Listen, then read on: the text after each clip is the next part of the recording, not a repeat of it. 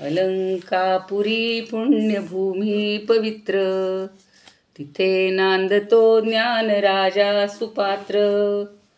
तया आठविता महापुण्यराशी, नमस्कार माझा सद्गुरु ज्ञानेश्वरासी.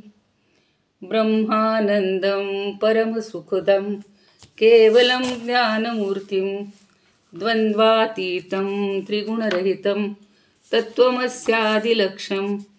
एकं नित्यं विमलमचलं सर्वधी साक्षिभूतं, भावातीतं त्रिगुणरहितं सद्गुरुं तन्नमामि. गुरुर्ब्रह्मा गुरुर्विष्णुः गुरुर्देवो महेश्वरः, गुरुः साक्षात् परब्रह्म तस्मै श्री गुरवे नमः. नमो अनंताय शुद्धाय कूटस्थाय आत्मने नमः.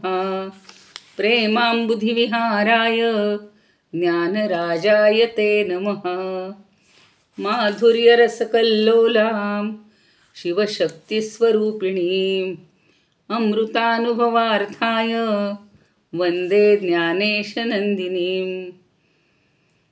ज्ञानदेव गुरु ज्ञानदेव तारू, उतरिल पैल पारू ज्ञानदेव. ज्ञानदेव माता ज्ञानदेव पिता, तोडील भव व्यथा ज्ञानदेव. सेना म्हणे माझा ज्ञानदेव निधान, दाविली निज खूण ज्ञानदेवे. ज्ञानियांचा राजा गुरु महाराव, ज्ञानियांचा राजा गुरु महाराव. म्हणती ज्ञानदेव तू माईसे, मज पामरासी काय थोरपण. पायीची वहाण पायी बरी, ब्रह्मादिक जेथे तुम्हा ओळंगणे. इतर तुलने काय पुढे, तुका म्हणे नेणो मुक्तीची आखोली. म्हणून ठेविली पायी डोई, म्हणून ठेविली पायी डोई. ज्ञानियांचा राजा गुरु महाराव, ज्ञानियांचा राजा गुरु महाराव. अलंकापुरी रम्य सिंहासनस्थं, अलंकापुरी रम्य सिंहासनस्थं. पदाभोज तेजस्फुरद्दिक्प्रदेशं, पदाभोज तेजस्फुरद्दिक्प्रदेशं. विधीन्द्रादिदैवस् सदा स्तूयमानं, विधीन्द्रादिदैवस् सदा स्तूयमानं. समाधिस्थमूर्तिं भजे ज्ञानदेवं, समाधिस्थमूर्तिं भजे ज्ञानदेवं. समाधिस्थमूर्तिं भजे ज्ञानदेवं. गदाशङ्खचक्रादिभिर्भाविताङ्गं, गदाशङ्खचक्रादिभिर्भाविताङ्गं. चिदानन्दसंलक्षणाढ्यस्वरूपं, चिदानन्दसंलक्षणाढ्यस्वरूपं. यमाद्यष्टभेदाङ्गयोगप्रवीणं, यमाद्यष्टभेदाङ्गयोगप्रवीणं. समाधिस्थमूर्तिं भजे ज्ञानदेवं, समाधिस्थमूर्तिं भजे ज्ञानदेवं. समाधिस्थमूर्तिं भजे ज्ञानदेवं. ज्ञानेशोऽनुभवामृतं व्यरचयज्, ज्ञानेश्वरं पूजये. ज्ञानेशेन निरूपिता सुमधुरं, गीता नमो ज्ञानिने. ज्ञानेशात् परमार्थवित् सुचरितं, ज्ञानेश्वरस्याद्भुतं. ज्ञानेशं लघुजीविते गुणगणो, ज्ञानेश्वरत्वं कृती. ज्ञानेश्वरत्वं कृती. ज्ञानेश्वर महाराज की जय. पंढरीनाथ भगवान की जय. आज कृष्ण महाराजांची जन्मतिथी होती. इथे एक छान आश्रम आहे किंवा खूप सुंदर असं स्थळ आहे, नैसर्गिक निसर्गानं भरलेलं. आणि तिथे त्या श्रीकृष्ण महाराज म्हणजे आपल्या समर्थांचेच तसे ते स्वतःला शिष्य समजत होते, पण त्यांनी खूप काही कार्य केलेलं आहे समाजासाठी, बालांसाठी, तरुणांसाठी. आणि एक शाळा पण अकोल्याचे कुणी असाल विदर्भातल्या, तर तिथे त्यांनी शाळा सुरू करण्यासाठी काही तरुणांना प्रेरित केलं. आणि इथे कृष्णातीरी एक म्हणजे माहुली म्हणून ठिकाण आहे, ज्यांना माहिती असेल तिथे त्यांनी साधना केलेली आहे, समर्थांची पण सेवा केलेली आहे. आणि अशा त्यांची आज आषाढवद्य पंचमीला जन्मतिथी होती, त्यासाठी सोहळा होता. आणि त्यांचे सुंदर असे गुरुबोधाचे म्हणजे इतकं एक छान ग्रंथ लिहिलेला आहे की सकाळी असं वाटत होतं की फक्त तिथं जी आम्ही उपासना केली त्यातलेच काही तुम्हाला म्हणून दाखवावेत, पण मी आता तो उद्या प्रयत्न करीन.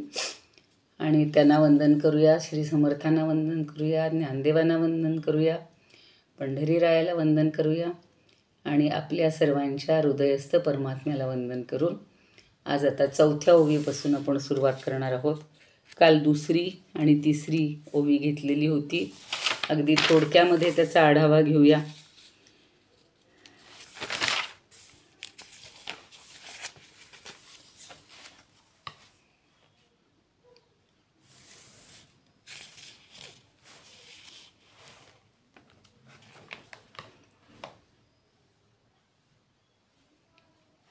मोडूनी हा झाला, काहींनी आत्ता सांगितला, तो आधी घेते आता. कुणी तो दुसरा घेतला होता. मोडूनी माया कुंजरू, मुक्त मोतियांचा वोगरू, जेवविता सद्गुरू निवृत्तीवंदू. त्यांनी जरी निवृत्तीनाथांचं वर्णन केलेलं असलं तरी आपण एक सामान्य म्हणजे परमार्थातले गुरु ते सगळेच निवृत्तीनाथांसारखेच असतात. आणि त्यांनी काय केलेलं आहे तर मायेचा हत्ती हा मोडून काढला, म्हणजेच त्या मायारूपी हत्तीला पूर्ण धुडकावून लावलेलं आहे. आणि मुक्त मोतियांचा वोगरू, त्या हत्तीच्या गंडस्थळात असलेला जो मोत्याचा चारा आहे किंवा मोती असतो ते त्यांनी पक्वान्नासारखं भोजन दिलेलं आहे. आता आपल्याला खरं जेवायचं आहे का इथे? नाही. मुक्ती किंवा मोक्ष मिळवून देणारा म्हणजे मुक्तिरूपी मोक्षाचं किंवा मोक्षरूपी छान सुग्रास जेवण देणारे असे हे गुरु आहेत. त्यांनी आपल्याला घास भरवलेले आहेत, मुक्तीचे घास. मुक्ती कशी मिळवायची याच्यासाठी ते प्रयत्न करत आहेत. आणि ज्ञानदेवांनासुद्धा असेच हे गुरु लाभल्यामुळे त्यांनी त्या सद्गुरूंना निवृत्तीनाथांना वंदू म्हणजे वंदन केलेलं आहे. आणि त्याच्या आधीची जी ओवी सांगितली होती, अविद्येचे आडवे भुंजित जीवपणाचे भवे, तया चैतन्याचे थावे,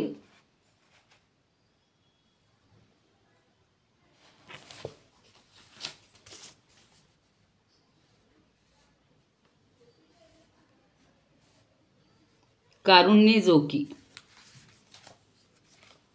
आता याचा अगदी थोडक्यात आपण अर्थ बघणार आहोत की हे जे काय करतात, असे सद्गुरू काय करतात तर पुन्हा पुन्हा जन्ममरण जे घडत असतं त्या फेऱ्यात सापडलेल्या जीवाकडं पाहण्यासाठी धावून येतात. अविद्येचे आडवे, आडराना असं आपण अर्थ घेतला होता त्याचा, तर आडरानामध्ये सापडलेल्या या जन्ममृत्यूच्या फेऱ्यामध्ये सापडलेल्या जीवांकडे अत्यंत कारुण्याने, जे चैतन्याचे धावे आहेत म्हणजे चैतन्याचंच ते साक्षात्कार रूप आहे. आणि ते आपल्याला काय म्हणूया, या संसाराच्या अरण्यातून किंवा आडरानातून दूर करण्यासाठी धावत येत असतात, कायम धावत येत असतात. म्हणजे आपल्याला आत्मस्वरूपाची विस्मृती झालेली आहे. अविद्येरूपी हे जंगल आहे आणि त्यामध्ये मी आणि माझा देह याच्यामध्येच आपण रमून गेलेलो असतो. मग माझी जात आठवते, मला माझा व्यवसाय आठवतो, असं सगळं सांगितलेलं आहे त्याच्या विवरणामध्ये. तर त्याच्यामध्ये आपल्याला आज ना उद्या मरण येणार आहे हे सारखं डोक्यामध्ये असतं आणि अशा मिथ्या चक्रात आपण अडकलेले असतो. तर त्यावेळेला चैतन्याचे म्हणजे त्या जीव चैतन्याच्या कारुण्य म्हणजे करुणेनं जो श्री गुरु धावे, आपण या सगळ्या चक्रात अडकलेलं असतो ना, अरण्यात अडकलेलं असतो ना किंवा आडरानात अडकलेलं असतं ना, आपल्यावरच्या करुणेनं जे धावत येतात असे हे गुरु आहेत. म्हणजे ते आपल्याला याच्यातून सोडवण्यासाठी येतात. आणि मग पुढची ओवी आपण घेतली होती ती आधी घेतात, कोणी नंतर घेतात, की मायारूपी हत्तीचा नाश करून आपल्याला छान मुक्तीचं भोजन देत असतात.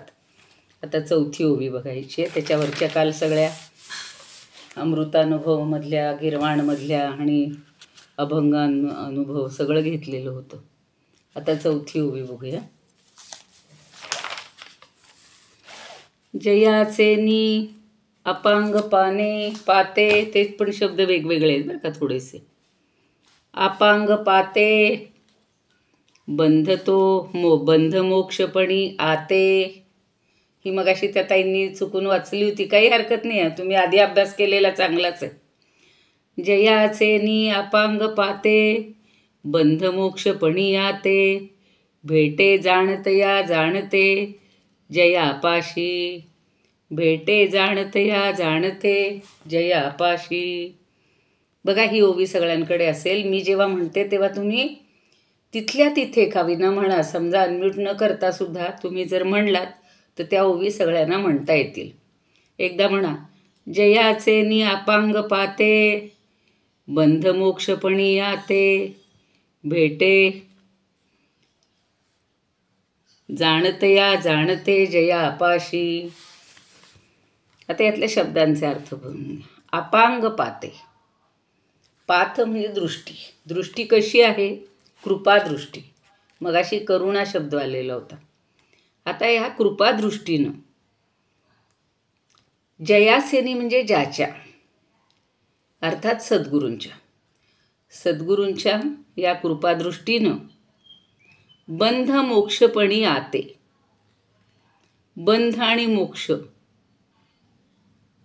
हा काय होतो? त्या दोघांना भेटतो तो. कुणाला? भेटे. भेटे म्हणजे भेटतो. जाणतया जाणते भेटे. जाणतया म्हणजे जाणणारा आणि जाणते म्हणजे जो जाणतो तो. या दोघांनाही हा भेटतो. म्हणजे ज्याच्याजवळ बंध होता तर ते बंधाचं आता मोक्षात रूपांतर करण्यासाठी हा गुरु आपल्याला पुन्हा भेटत असतो. आणि गुरु कसा आहे? तर दृष्टीचं ऐश्वर आहे किंवा त्याची कृपादृष्टी आहे. आणि त्या कृपादृष्टीनं त्याचं ऐश्वर या ठिकाणी सांगितलेलं आहे की त्याच्या नुसत्या भेटीनं सुद्धा, कृपादृष्टीनं सुद्धा आपण या बंधातून मोक्षाला जात असतो किंवा हा जो बंध आहे हाच मोक्ष होतो. आता याचा थोडासा अन्वय अगोदर समजून घ्या. जयासेनी म्हणजे ज्याच्या, अर्थात सद्गुरूचे. अपांग पाते म्हणजे मी आत्ता सांगितलं तसं कृपादृष्टीने. बद्ध मोक्षपणी आते, हा जो बंध आहे, बद्ध म्हणजे बंध, आपण बंधनात आहोत, सृष्टीच्या बंधनात आहोत, संसाराच्या बंधनात आहोत, त्याने आपण बद्ध झालेलो, बांधले गेले आहोत. तर मोक्षपणी आते म्हणजे मोक्षपणाला येतात. कशामुळं? जया म्हणजे ज्या जयापाशी. जयापाशी म्हणजे ज्याच्यापाशी, अर्थात ज्या सद्गुरूपाशी. मग आपणही त्याच्याजवळ गेलो, बंधातून मोक्ष मुक्त झालो म्हणजे आपल्याला मोक्ष प्राप्त झाला की आपल्या दोघांची भेट होते, गुरुची आणि आपली. तर मग कसे आहेत आपण दोघं? कसे आहोत? तर जाणतया जाणते भेटे. एक जाणता आहे आणि त्याला ज्याला जाणून घ्यायचे तो, असे दोघंही भेटतात. याचाच अर्थ आता आपण शिष्य राहतच नाही, त्या गुरूंच्या दृष्टीने आपण मुक्त झालेलेच आहोत आणि गुरु स्वतः मुक्तच असतो. म्हणजे दोघांची एकरूपता होते. सद्गुरूंच्या संबंधानं सच्शिष्यसुद्धा आत्मज्ञान संपन्न होतो. आणि त्या योगानं आता जो भेद असतो, जाणणारा वेगळा आणि जाणून देणारा वेगळा. गुरु आपल्याला ज्ञान देत असतो, जाणते आहे. आणि पुन्हा म्हटलेलं आहे जाणत्याला, म्हणजे ज्याला जाणून घ्यायचं आहे त्याला. गुरु ज्ञानी आहेत आणि आपल्याला अजून ज्ञान मिळवायचे. पण हे दोघं एकमेकांना भेटले आणि भेटल्यामुळं काय झालं, आपला बद्धपणा जो आहे, आपलं जे बंधन आहे ते सुटून गेलं. म्हणजे फक्त गुरुप्राप्तीची गरज आहे बघा आपल्याला. या बंधनातून सुटण्यासाठी मग ज्ञानदेवांना असे गुरु मिळाले आणि त्यामुळं ते त्या बंधनातून किंवा बद्धपणातून मुक्त झालेले आहेत. तर सद्गुरूच्या अगदी एवढीशी कृपादृष्टी जरी पडली बरं का आपल्यावर, लवमात्र अगदी कणभर, तरीसुद्धा बंधच मोक्ष होतो. बंधातून आपण मोक्षाकडे जातो. आणि जाणणारा जो आहे त्याचा आपलेपणा जो हरवलेला होता तो त्याच्यापाशी जाताच त्याला भेटतो. म्हणजे आपण स्वतःचं आत्मरूप किंवा स्वरूप हे विसरून गेलेलं असतो. पण गुरु भेटला रे भेटला की आपल्याला आपलं ते रूप प्राप्त होतं.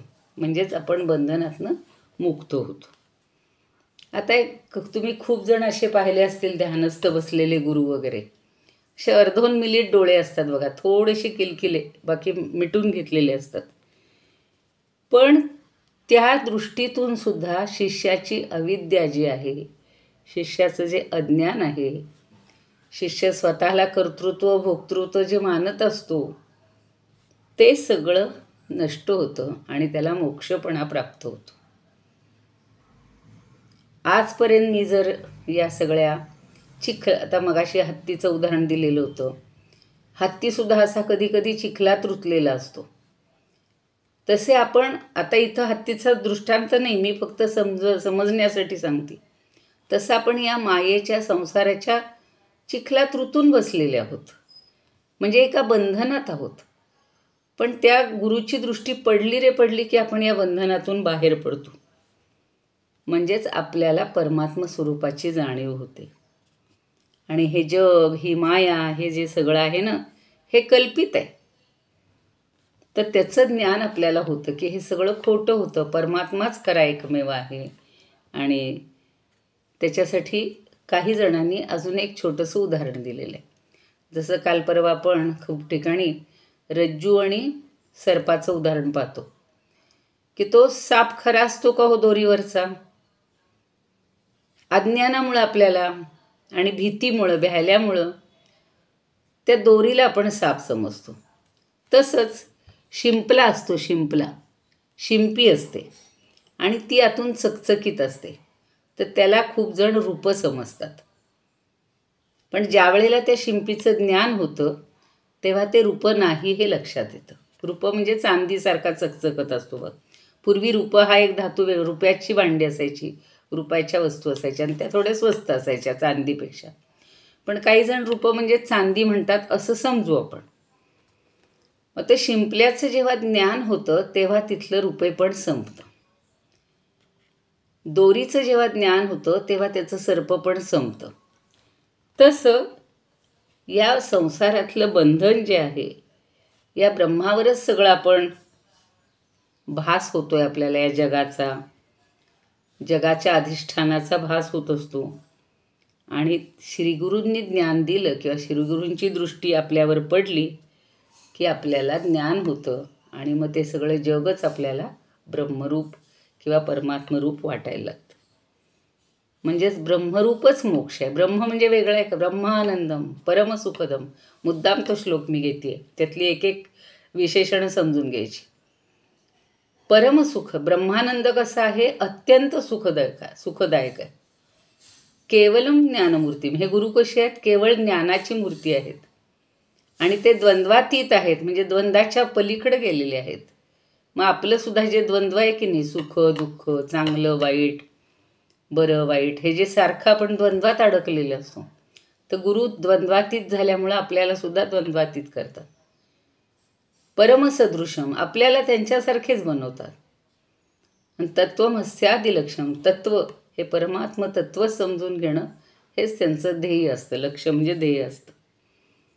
तसं सगळ्यांच्या ठिकाणी, अगदी सामान्य माणसाला सुद्धा जर एकदा या परमात्म्याची गाठ पडली, गुरुची गाठ पडली, तर त्याचंसुद्धा जीवनाचं सोनं होतं.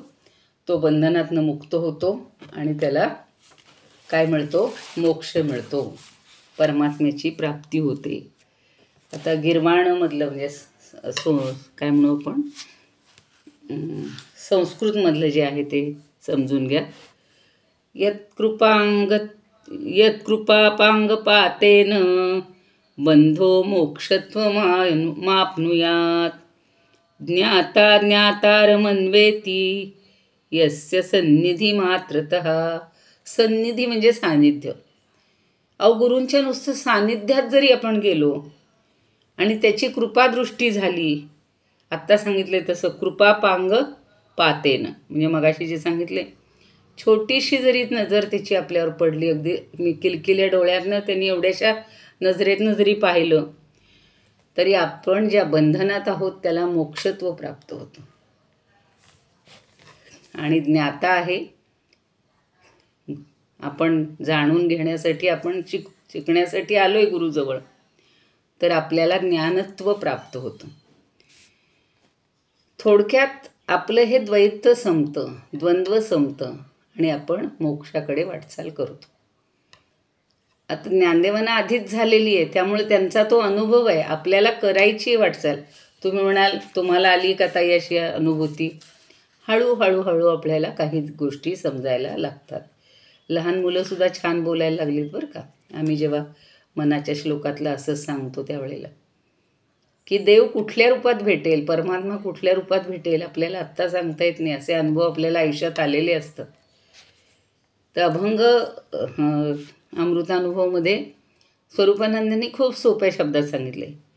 कृपादृष्टिक्षेप जयाचा होताच.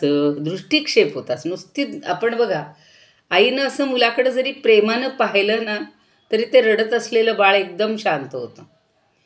तसा आपल्याला जर असा गुरु भेटला ना आणि त्याचा फक्त दृष्टिक्षेप पडला, तरी काय होतं? कृपादृष्टिक्षेप जयाचा होताच, बंधचितो साच मोक्ष होय. साच म्हणजे खरा. त्याचा जो खरा बंध आहे तो लगेच मोक्ष होतो. ज्ञाताज्ञेय ज्ञान सर्वथा अत्यंत, भेटे शुद्ध ज्ञान जयापाशी. चांगदेव 65 त्रिपुटीचा खूप वेळा अभ्यास केलेला आहे. परत हवे असतील तर त्या ओव्या आपल्याला घरी जाऊन बघा, किंवा मला वाटलं तर मी पुन्हा तुम्हाला सांगेन. ज्ञाता म्हणजे ज्याला ज्ञान करून घ्यायचे तो. ज्ञेय म्हणजे ज्याचं ज्ञान करून घ्यायचे ते. आणि जे होतं ते ज्ञान. मला परमात्म्याचं ज्ञान करून घ्यायचं म्हणजे परमात्मा हे माझ्या दृष्टीनं ज्ञेय आहे. मला समजून घ्यायचं म्हणजे मी ज्ञाता आहे. आणि मग ते परमात्म्याचं ज्ञान झालं की जग हे सगळं खोटं वाटायला लागणार. ही जी त्रिपुटी आहे ही कधी संपते? ज्ञान झालं की. मग तिथं ज्ञानही वेगळं उरत नाही, ज्ञाताही उरत नाही आणि ज्ञेयही उरत नाही. सगळं परमात्मरूप. सगळीकडे फक्त भगवंत, सगळीकडे भगवंत. जे जे भेटे भूत ते ते मानी, जे नाही ते ते मानिले भगवंत. मग ती याचे यावत छोट्याशा कीटकापासून हत्ती म्हणा, अजून कुठले देवमाशे, कुठले जे प्राणी असतील, अगदी वाघ घ्या, सिंह घ्या, कुठलाही प्राणी असू, कुठलाही वृक्ष असू, कुठलंही फूल असू, जगातली जी काही वस्तू आहे, जी गोष्ट आहे, वस्तू म्हणजे फक्त आत्मतत्व असतं. पुन्हा मी तुम्हाला गोंधळात नको टाकायला. तर त्या ठिकाणी परमात्मा आपल्याला दिसायला लागतो. हे ज्ञान होतं. आणि ते ज्ञान होतं म्हणजे आपणच परमात्म रूप होतो. म्हणून त्याला स्वरूप असे शब्द वापरलेले आहे, की स्वरूपाचं ज्ञान म्हणून. अगदी सोपं. तुम्हाला जी पुस्तकं आपण ह्याला घेतली होती ना आळंदीला, तर तिथं त्यांनी सांगितलेलं आहे, या गुरुरायांना माझं वंदन असं म्हणतात. कारण गुरुराय काय करतात? माझं जीवाचं जे अज्ञान आहे ते ज्ञानमय कृपा कटाक्षानं नाहीसं होतं आणि आत्मस्वरूपाची प्राप्ती होते. एवढ्या 2 गोष्टी लक्षात ठेवली बास. आणि शब्दपंडितांना पूर्ण पंडित भेटतो. शब्दपंडित कुणाला म्हणायचं? माझ्यासारखीला. शब्दांची सगळी फक्त आपण हे करतो. पण खरा जो पूर्ण पंडित आहे, खरा जो ज्ञानी आहे, भगवंत म्हणजे गुरु, तो त्याला भेटतो. आपण हा अनुभवातनं ज्ञानदेवांनाच गुरु करूया. बाकी कोणाला आत्ता तरी आपण ज्यांना भेटलेले असतील गुरु, ज्यांनी दीक्षा घेतली असेल ते आपले गुरु आहेतच. आम्हालाही मिळालेली आहे. पण समजा काही ना नसेल तर ती हळहळ वाटते. त्यापेक्षा आपले ज्ञानदेव हेच आपले, म्हणून रोज म्हणते ना, ज्ञानदेव माता, ज्ञानदेव पिता, तेच गुरु आहेत. सगळं तेच आहेत. आणि त्यांना भेटलेले गुरु निवृत्तीनाथ आहेत. तर द्वैत बुद्धी हा बंध आहे आणि अद्वैत बुद्धी हा मोक्ष आहे. बंध म्हणजे वेगळं काही नाही आहे. तुझं माझं, तू मी सारखा जो भेद येतो ना, तो भेद म्हणजे बंध. आणि ही गुरूंची कृपादृष्टी झाली की हे द्वैत संपतं आणि अद्वैत राहतं. म्हणजे गुरु आणि शिष्यामध्येही भेद नाही. आपण पाहिल्यात, चांगदेव पासष्टीत पाहिल्या, शिवशक्तीतही पाहिलं तेच, की ते दोन्ही एकरूप होतात. ती तात्पुरती अज्ञानामुळं आपण माया वेगळी, पुरुष वेगळा, शिव वेगळा, शक्ती वेगळी आपण अज्ञानानं म्हणतो. पण त्यांच्यामध्ये अद्वैतच आहे, ऐक्यच आहे. काहींनी, गुलाबराव महाराजांनी, आपण जे मागं एक दृष्टांत पाहिलेला आहे शिवशक्तीमध्ये, तर त्यांनी असं म्हणलं की सद्गुरू हा आपल्या परमशिष्याचा आरसा बनतो. आरसा बनतो. आरसा बनून तो आपल्या पाठीशी उभा राहतो. आणि मग त्या सद्गुरूच्या कृपाप्रसादानं शिष्य सद्गुरूमध्येच आपलं रूप पाहायला लागतो, प्रतिबिंब निहाळायला लागतो. कारण सद्गुरूमधलं आणि आपलं रूप वेगळं दिसतच नाही. मग काही नव्यानं जाणून घ्यायचं उरतच नाही. कारण त्याच्यामध्येच आपलं, काय म्हणताय ताई? मी म्हणलं अद्वैत हे बंध आहे का? अद्वैत हे मोक्ष आहे. अद्वैत हा मोक्ष आहे. द्वैत हे बंध आहे. बरोबर, अगदी बरोबर. उलट नाही करायचं. अद्वैत म्हणजे तुमच्या माझ्यात भेद नाही, कुणामध्येच भेद नाही. तसं गुरुमध्ये आपलं प्रतिबिंब पडतंय, ते गुरु आणि आपल्यामध्ये भेद नाहीये. गुरु आणि शिष्य सारखेच. आलं लक्षात? आता त्यांचं जे हे आहे संस्कृत ते बघूया.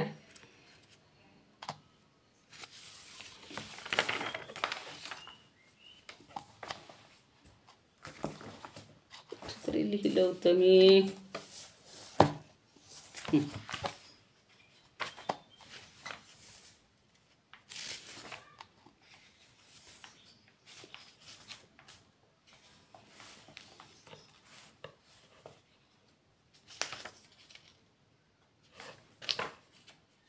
ते इतक्या ओव्या सारख्या सारख्या दिसतात, जसे मगाशी त्या ताईंची गोंधळ झाला तसा कधी कधी माझाही होतो.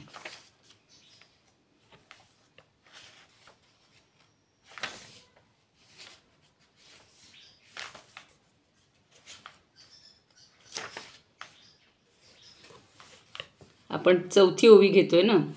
यत्कृपा पांग पातेन बंधो मोक्षत्वमाप्नुयात ज्ञाता ज्ञातारमन्वेती यस्य सन्निधी मात्रतः. त्याची फक्त सन्निधी म्हणजे सान्निध्य मिळालं रे मिळालं की आपल्याजवळ ही पात्रता येते. ज्ञाताच ज्ञान किंवा ज्ञेय होऊन जातो. जयाचे नियापांग पाते बंध मोक्षपणी आते भेटे जाणते अजाणते जयापाशी. आणि हे काय म्हणतात बघूया. कृपादृष्टी क्षेप जयाचाच होता बंधची तो साच मोक्ष होय. ज्ञाता ज्ञेय ज्ञान सर्वथा टोन भेटे शुद्ध ज्ञान जयापाशी. तर आपल्याला शुद्ध ज्ञान हे होत असतं. आणि आता दोघांमध्ये काहीच भेद राहिला नाही असं गुलाबराव म्हणतायत. त्यांनी कौमुदी मध्ये पण म्हणलेलं आहे की श्रीगुरूंची समदृष्टी ही कधीच नाहीशी होत नाही, त्यांची कायम असते. तुम्ही शिष्य म्हणून जा, मी शिष्य म्हणून जाऊ देत, आणि परदेशातला कोणी आला तरी चालेल, छोटासा मुलगा आला तरी चालेल, वृद्ध आला तरी चालेल, श्रीमंत आला तरी चालेल, गरीब आला तरी चालेल, ते सद्गुरू कोणामध्येही भेद करत नाहीत. म्हणजे त्यांच्या ठिकाणी समदृष्टी कायम असते. त्याच्यासाठी तुकाराम महाराजांनी एक छान छोटंसं ओवीमध्ये सांगितलेलं आहे. मेघवर्ष न्याये करू उपदेश, मेघवर्ष न्याये करू उपदेश, अशी गुरूंची परिस्थिती आहे. मेघवर्षात असताना म्हणतो का हो, मी झोपडीवर नाही पाऊस टाकणार, वर्षाव करणार, मी भारतात नाही करणार, मी इंग्लंडमध्येच करणार नाही. म्हणून ही ओळ लक्षात ठेवा. मेघवर्ष न्याये करू उपदेश. म्हणून गुरु काय करतात, सगळ्यांना समान उपदेश करतात. तिथं काही राजकारण्यासारखं किंवा अन्य ठिकाणांसारखं मतभेद, व्यक्तिभेद काहीच नाही.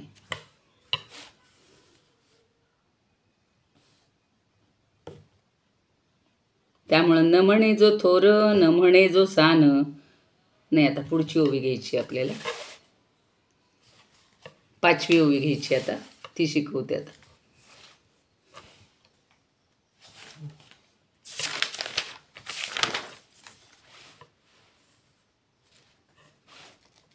आता याच्यातलं थोडंसं सांगते. आत्ता सांगितलं हे आरशाचं उदाहरण सांगितलेलंच होतं. आणि आपली ओळख ही गुरूंच्या पुढे गेल्यानंतर आपण कुठलीच इच्छा आपल्याला राहत नाही. सद्गुरूंची कृपा झाली की बस मोक्षप्राप्ती झाली. म्हणजे पुन्हा पुन्हा ते ठसवत आहेत की मला कशामुळं मोक्षप्राप्ती झाली, मला कशामुळं मुक्ती मिळाली, तर या सद्गुरूंच्या कृपादृष्टीमुळं मिळालेली आहे. खूपदा बघा, आपण जेवढे ज्ञानेश्वरीचे अध्याय शिकलो त्या प्रत्येक वेळेला त्या वामनराव देशपांडेंनी छान अशी एक कल्पना सांगितलेली असायची.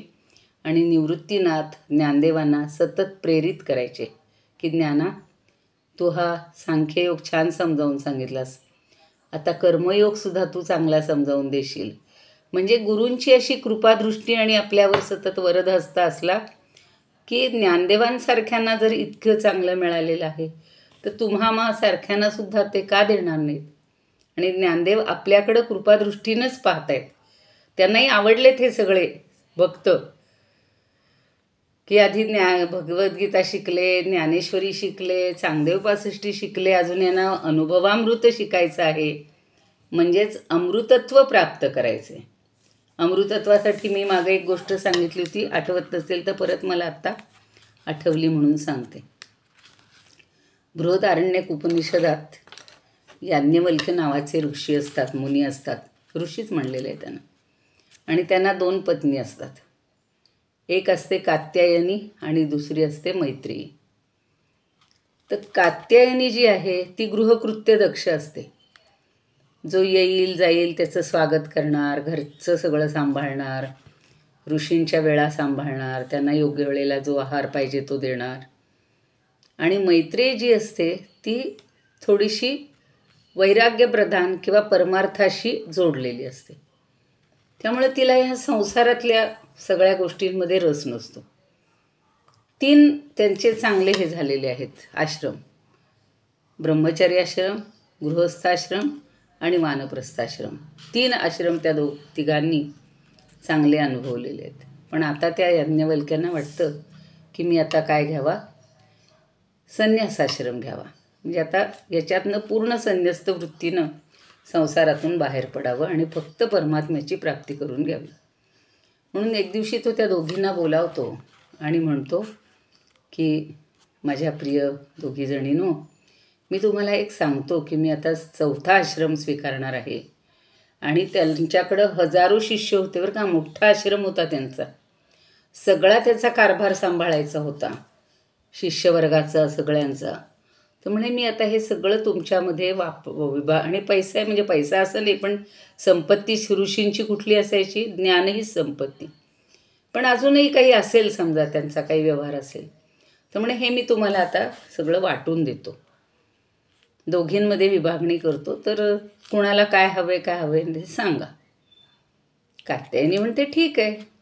पण मैत्रेयी म्हणते मला ही अर्धी संपत्ती घेतली तर चिरंतन सुख मिळेल का, कायमचं सुख मिळेल का?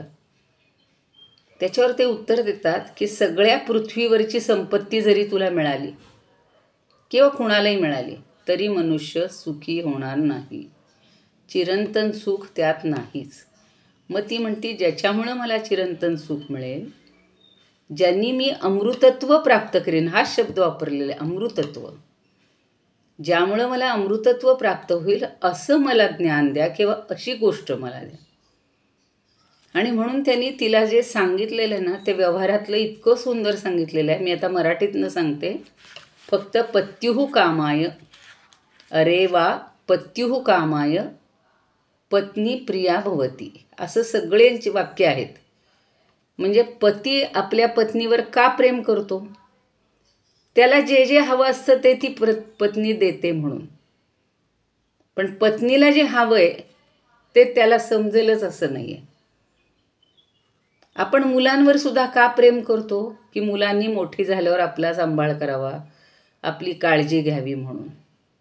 त्यांनी अगदी पुढं सांगितलं की आपण नोकर चाकरांची सुद्धा का काळजी घेतो, तर त्या नोकरांनी सुद्धा आपलं सगळं लक्ष द्यावं, आपल्याकडं लक्ष द्यावं, आपल्याला सुख द्यावं म्हणून. आपण पशूंची वगैरे पण का काळजी घेतो, तर त्यांच्याकडून आपल्याला सुख मिळावं. आता समजा गोधन पूर्वी पाळत होते, त्याच्याकडेही भरपूर गोधन होतं, तर त्या गोधनातून आपल्याला भरपूर दूध दुभतं सगळी सुखाची से मिळावीत म्हणून. असं मोठं मोठं त्यांनी भरपूर सांगितलं. मग ती म्हणते याच्यातून मला काय मिळणार आहे, म्हणून तू काय कर, तर फक्त आत्मावा अरे द्रष्टव्य मंतव्य श्रोतव्य, आधी श्रोतव्य म्हणलेलं आहे. म्हणजे आत्म्याबद्दल सतत आधी ऐकत राहावं, त्याच्याबद्दल पाहत राहावं आणि मग त्याचं मनन करावं किंवा त्याचं चिंतन करावं, मग आपल्याला आत्मा भेटतो. तसं आता इथे ह्या आत्मज्ञानासाठी यांना निवृत्तीनाथ गुरु मिळालेले आहेत आणि त्यांनी त्याच्याकडं कृपादृष्टीनं ते ज्ञान दिलेलं आहे आणि त्या दोघांमधला भेद संपलेला आहे. ज्ञानदेवांच्या मनातलं द्वैत संपून त्यांना अद्वैत प्राप्त झालेलं आहे आणि तेच त्यांनी ह्या ओवीमध्ये सांगितलेलं आहे. आता पुढची ओवी आहे 5वी ओवी. बघा, ती पण सोपी आहे, तशी सोपी आहे. कळली का आता? 4थी कळली असेल बहुतेक सगळ्यांना. आता फक्त मी 5वी वाचून ठेवते, कारण आज आम्ही दिवसभर तिकडे जाऊन आलो आणि जस्ट मी आले आणि लगेच आपली वेळ झाली होती. मी तुम्हाला कळवलं होतं की आपल्या वेळेलाच होईल म्हणून, म्हणलं मुद्दाम उशीर नको करायला. तर आता सद्गुरूंचं औदार्य काय असतं ते आता ह्या 5व्या ओवीत सांगितले. बघा, कैवल्य कनकाचिया दाना, सगळीकडे इतक्या सुंदर त्यांनी उपमा दिल्यात. कैवल्य कनकाचिया दाना, जो न कडसी थोरसाना, द्रष्टाचिया दर्शना पाठावू जो. उपमा काय दिली? कैवल्य कनक. आपल्याला बायकांना किंवा सगळ्यांनाच, हल्ली मुलांना सुद्धा लहान, सोन्याचं फार आकर्षण आहे.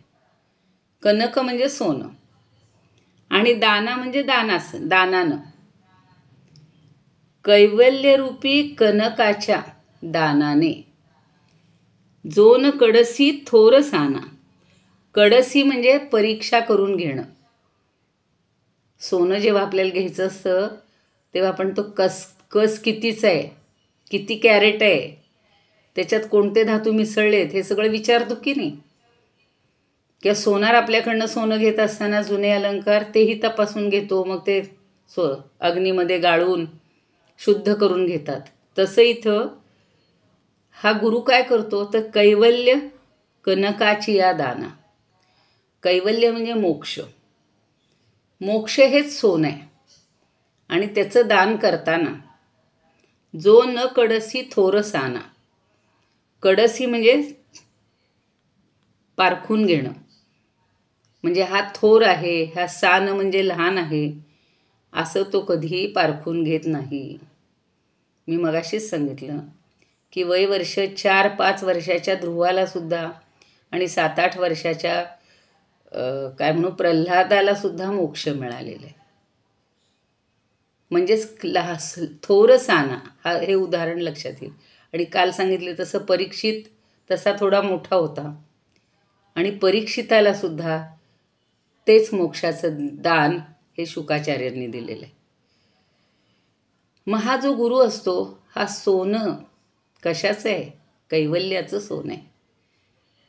आपण आपट्याची पानं वाटतो बघा दसऱ्याला, आणि तेव्हा मात्र भरपूर विपुल देत राहतो. पण खरे सोन्याचे दागिने घरातले काढून ठेवा बरं, आणि जो जे येईल त्याला दान करायचं म्हणलं तर आपण देऊ का? नाही देणार. आणि म्हणून म्हणले द्रष्टाची या दर्शना. द्रष्टा म्हणजे हा भगवंत. त्याच्या दर्शनासाठी म्हणजेच भगवंताच्या परमात्म्याच्या दर्शनासाठी पाठाऊ जो. पाठाऊ म्हणजे वाटाड्या किंवा सोबती. हा सद्गुरू काय आहे हे? तर ह्या कैवल्यरूपी दान करत असताना लहान मोठ्याचा भेद तर करत नाहीच, सरसकट सगळ्यांना दान करतो. काही बघा काही वेळेला अशी गर्दीच्या गर्दी साठलेली असते, काही लोकांचं असे कार्यक्रम असतात तेव्हा दीक्षा वगैरे द्यायची. पण हा जो द्रष्टा आहे, सगळं पाहणारा म्हणजेच भगवंत, तर त्याला त्याचं दर्शन घेण्यासाठी हा काय करतो? आपल्याला मार्ग दाखवतो. आपला जर मार्ग काही चुकत असेल तर तो आपल्याला चांगल्या मार्गानं नेतो. हे 2 भाग लक्षात ठेवायचे. म्हणजे सद्गुरू भेटला की आपण निवांत राहायचं. आपल्याला कुठलीही मनामध्ये काळजी ठेवायची नाही. तो आपल्याला मोक्ष पदापर्यंत नेऊन पोचवणार आहे. उद्या बाकीचे बघू. इदमुपकर्तुम दुसरं काय सांगितलं? काय? सद्गुरू भेटला की हा. 2 गोष्टी लक्षात ठेवायच्या. त्या कोणत्या सांगितल्या? पहिलं सांगितलं की तो आपल्याकडे लहान थोर असा भेदभाव न करता आपल्याला देणार आहे. हो. आणि भगवंताचं दर्शन होण्यासाठी, परमात्म्याचं दर्शन होण्यासाठी तो आपल्याला मार्ग दाखवणार आहे. बर. बस एवढ्याच 2 गोष्टी. तो मार्ग दाखवतो, पण त्याच्यावर आपला विश्वास पाहिजे ना. तेवढं आपल्या मनामध्ये. इथं काही त्यांनी सांगितलं नाही तसं. ज्ञानदेव स्वतःच सांगतायत की तो फक्त पाठाऊ म्हणजे सहाय्यक होतो, मार्ग दाखवणारा होतो, मार्गदर्शक होतो. वाटाड्या जसं आपण बघा कधी कधी रस्त्यानं घेतो अशी लहान मुलं, आम्हाला दाखव रे या डोंगरावरनं कसं जायचं यायचं. तर ती छोटी छोटी गुराख्याची पोरं सुद्धा आपल्याला रस्ता दाखवत असतात. आता या परमार्थाच्या वाटेवर आपल्याला कोण वाटाड्या आहे? गुरु, सद्गुरू. सद्गुरू एवढ्या 2. आणि तो सद्गुरू किती छान आहे. तो लहान थोर बघत नाही, भेद करत नाही. मोक्षाचं सोनं सगळ्यांना वाटून टाकते.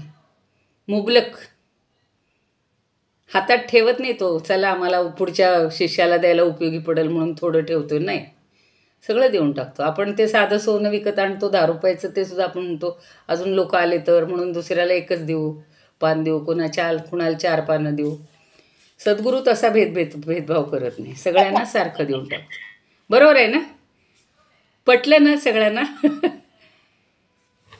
बरं, ठीक आहे. आता म्हणूया, आता प्रार्थना म्हणू. आणि उद्या पुन्हा काय?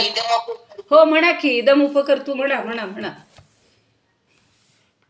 इदमुपकर्तुम भुवनमण्डलम् समुदितमिव भास्करम् सादरं वन्दे ज्ञानेश्वरम्. त्रिभुवनमाता भगवद्गीता लोकमङ्गला लोकविश्रुता लोकहितं सन्ततं ध्यायता येन ज्ञानेश्वरी विरचिता श्रीत्वा प्राकृतगिरं सादरं वन्दे ज्ञानेश्वरं सादरं वन्दे ज्ञानेश्वरम् गीताशास्त्रं वाङ्बुधिकल्पं नवं तदीयं वयत्वचाल्पं विशस्य विपदां व्रात्यमन्बलं वाग्यत्तेन च येन भूषितं सरस्वती मन्दिरं सादरं वन्दे ज्ञानेश्वरं सादरं वन्दे ज्ञानेश्वरम् यत्र शारदा कृपा प्रसादः यस्य श्रवणात् परमानन्दः निहितो यत्रामृतनिश्चन्दः काव्यतत्त्वयोः कृतवन्तं तत् रसायनं मधुरं सादरं वन्दे ज्ञानेश्वरं सादरं वन्दे ज्ञानेश्वरम्. मॅडम चुकलं का? नाही, चांगलं म्हणलंय. फक्त एक ओळ फक्त सुधारा, म्हणजे बाकी तुमचं सगळं छान आले. विषय्य विपदाम, विषय्य गीताशास्त्रमच्या खालची ओळ. विषय्य विषय आहे का? हा, विषय्य. बरं बरं. विषय्य विषस्य लिहिलंय. हा, ते विषय्य पाहिजे. हलाय विषय्य विपदाम व्रात्यमनल्पम व्रात्यमनल्पम. बस, बाकी बरोबर. बाकी छान सुंदर म्हणल्या, एकदम छान म्हणल्या. आरती पण म्हणून टाका. त्या दुसरं कोणी म्हणते? आम्ही म्हणू का? म्हणा म्हणा म्हणा. छान म्हटलं बरं का? ज्योत्स्नाताई म्हणतायत. म्हणा ज्योत्स्नाताई, छान म्हणा ज्योत्स्नाताई. मी म्हणते. म्हणा. आरती ज्ञान राजा महाकैवल्य तेजा सेवती साधू संत मनुवेदीला माझा. आरती ज्ञान राजा लोपले ज्ञान जगी हित नेणती कोणी. अवतार पांडुरंग नाव ठेविले ज्ञानी. आरती ज्ञान राजा प्रगट गुह्य बोले विश्व ब्रह्माची केले. रामा जनार्दनी पायी मस्त पायटक चिठेले. आरती ज्ञान राजा महाकैवल्य तेजा सेवती साधू संत मनुवेदीला माझा. आरती ज्ञान राजा. ज्ञानेश्वर महाराज की जय. छान, सुंदर, चांगलं म्हणलं. धन्यवाद. आता उद्याला, आज आपली 4थी आणि 5वी थोडीच झाली, त्यामुळे 4थीवरच बोला उद्या कोणीतरी. आधीच ठरवून घ्या. आणि तिकडची 5वी, पहिल्यातली 5वी ठरवत मी चौथीवर बोलू? हो, चालेल. बोला बोला, चालेल. चालेल. हो हो. हा. आणि का पहिल्यातली 5वीवर कोण बोलेल?